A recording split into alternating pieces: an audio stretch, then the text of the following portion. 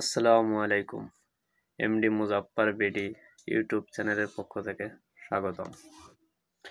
এনসিপির ২১৭ সদস্যর আহ্বায়ক কমিটি অনুমোদন। জাতীয় নাগরিক পার্টির এনসিসির ২১৭ সদস্যর আহ্বায়ক কমিটির অনুমোদন দেওয়া হয়েছে। রোববার ২ মার্চ ভোর রাতে জাতীয় নাগরিক পার্টির সদস্য সচিব আক্তার হোসেনের পাঠানো এক বার্তায় বিষয়টি জানানো হয়েছে। এতে বলা হয়েছে, ২০২৪ সালের ছাত্র জনতার অভূতপূর্ব রক্তক্ষয়ী অভ্যুত্থানের মধ্য দিয়ে একটি ফ্যাসিবাদী শাসন থেকে বাংলাদেশের নাগরিকরা মুক্ত হয়েছে।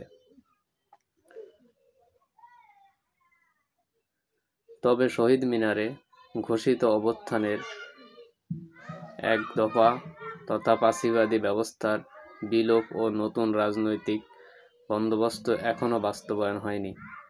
তাই বাংলাদেশের মানুষের মুক্তির আকাঙ্ক্ষাকে বাস্তবে রূপদান করার জন্য ছাত্র বৈষম্য বিরোধী ছাত্র আন্দোলনের নেতৃত্বে ও জাতীয় নাগরিক কমিটির উদ্যোগে আমরা বাংলাদেশের ছাত্র জনতা ২০২৫ সালের ২৮ ফেব্রুয়ারি রাজধানীর মানিক মিয়া এভিনিউতে জাতীয় নাগরিক পার্টি নামে নতুন রাজনৈতিক দলের আত্মপ্রকাশ ঘোষণা করেছি।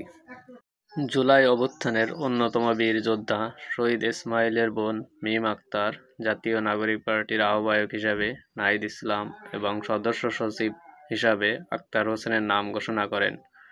উক্ত আহ্বায়ক কমিটি আংশিক আগামী ১ বছরের মধ্যে এই রাজনৈতিক দলের গঠনতন্ত্র ও ইশতেহার প্রণয়ন, কর্মসূচি বাস্তবায়ন ও সাংগঠনিক বিস্তার কার্যক্রম পরিচালনা করবে।